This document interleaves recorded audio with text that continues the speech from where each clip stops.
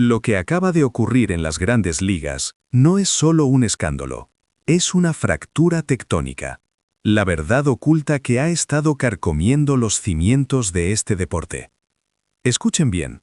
La supuesta comunicación oficial de Dave Roberts sobre una posible sanción o despido de un jugador clave fue solo la cortina de humo, el ruido que nos distrajo del verdadero veneno.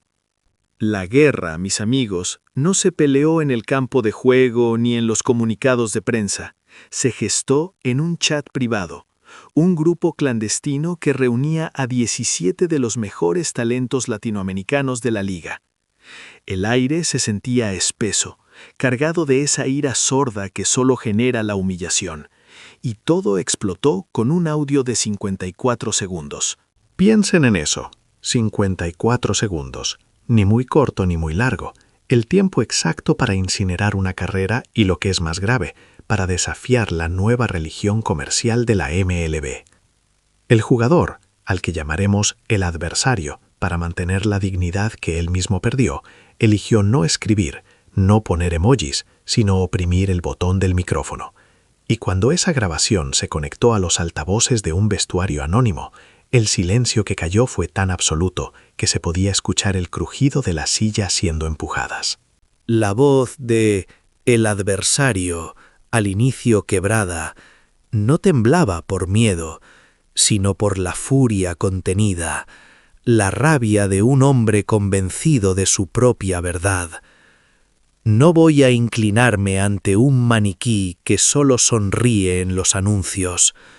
Yo me he quemado la piel sobre la arena, luchando a muerte.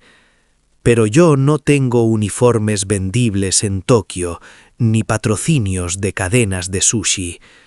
Solo tengo juego. Pero esta liga ahora vota por la cara que vende, no por el rendimiento en el campo. Esto, analistas, es la esencia del conflicto. No es envidia deportiva. Es el grito desesperado de la vieja guardia, la cultura de la tierra, sintiéndose desplazada por el capitalismo global.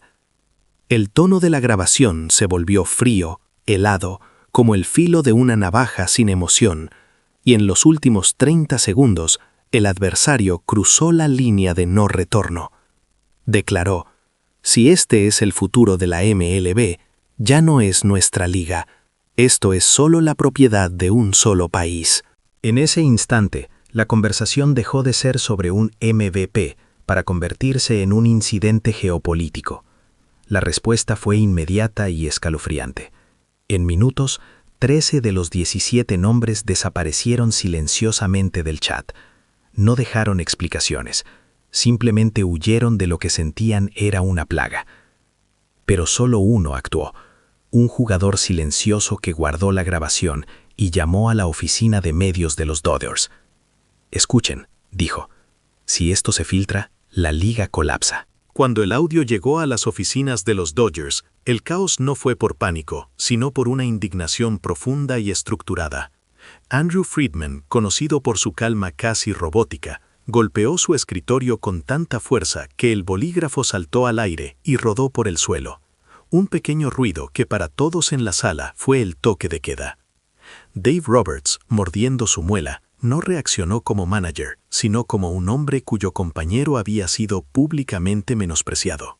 El punto de quiebre absoluto llegó con la declaración final de El adversario.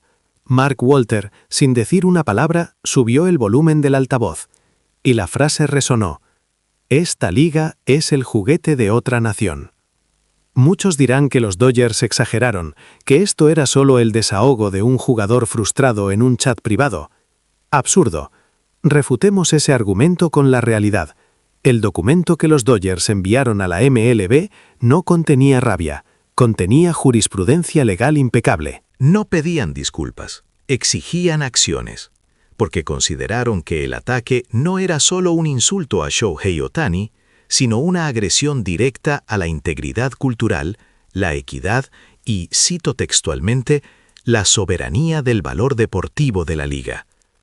Esto no era una protesta, era una declaración de guerra formal. Rob Manfred, el comisionado, leyó el documento de los Dodgers. El silencio en su oficina era tan frío que una asistente juró que la temperatura bajó 2 grados centígrados al abrir el sobre. Su reacción no fue de enojo, sino de esa calma glacial que precede a la sentencia. Los expertos legales y los analistas de voz examinaron los 54 segundos como si fuera una prueba forense. La conclusión fue seca, como pólvora. El mensaje siembra serias dudas sobre la credibilidad del sistema de votación y las relaciones culturales de la liga. Manfred cerró el expediente y la sala contuvo el aliento. Un asesor sugirió cautelosamente: «¿Qué tal 10 juegos de suspensión, comisionado?». Y Manfred respondió con una frialdad brutal: «10 juegos no es un castigo, es un pellizco. Esta sanción debe quedar grabada en la memoria para que nunca más se repita esta insubordinación. Necesitamos un peso que los detenga antes de que levanten el lápiz». El clímax llegó con el veredicto, una suspensión casi indefinida, la pena máxima histórica, registrada como una violación permanente de la integridad deportiva y el respeto internacional. Fue la primera vez que la MLB actuó de forma tan pública y categórica, no solo defendiendo a un jugador, sino protegiendo a Ohtani como un símbolo internacional y un aliado económico clave. Pero la historia no termina con el castigo. Cuando el adversario emitió su contraataque, no una disculpa, sino un desafío furioso a un periodista local en su país, declarando que la sanción era una mordaza y que 1000 veces volvería a decir la verdad, muchos esperábamos el siguiente capítulo de la confrontación. Y aquí es donde se produce el giro de guión más impactante. En medio del torbellino, Shohei Ohtani convocó a una conferencia de prensa. Se inclinó profundamente ante los medios, sin rastros de ira o rencor. Cuando le preguntaron sobre los comentarios y la sanción, la sala se tensó, esperando el golpe o la defensa. Pero la respuesta de Ohtani fue devastadora en su serenidad.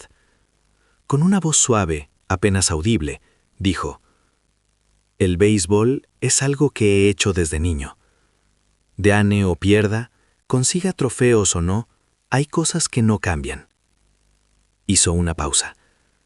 Un trofeo no cambia a una persona, pero a veces ese trofeo nos enseña qué clase de persona es alguien. Fue la respuesta de más alto nivel imaginable. No lo nombró, no lo condenó, ni siquiera se dignó a refutarlo. Simplemente, con 7 palabras tranquilas, invalidó por completo la narrativa del adversario. Mientras el mundo discutía si la sanción era justa, Ohtani elevó el debate a una cuestión de carácter. El destino del adversario, por su parte, se selló no con la carta de Manfred, sino con el silencio. Su agente se retiró, los Dodgers y su antiguo equipo no emitieron comentarios. Sus antiguos compañeros de equipo latinoamericanos, aquellos que huyeron del chat, silenciaron sus números de teléfono. Se cuenta que cuando finalmente se le concedió una reunión privada y de corta duración con Manfred, el comisionado no permitió una larga defensa.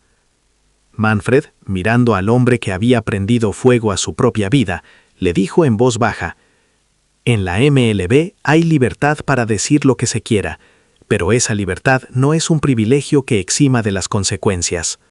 El jugador que creyó estar liderando una revolución ahora se encuentra solo en un campo de batalla donde nadie más está luchando. Creía que al levantar la voz, el mundo se giraría para escucharlo. Pero la realidad fue mucho más cruel. El mundo se giró, observó en silencio y luego, con la misma calma que mostró Ohtani, le dio la espalda.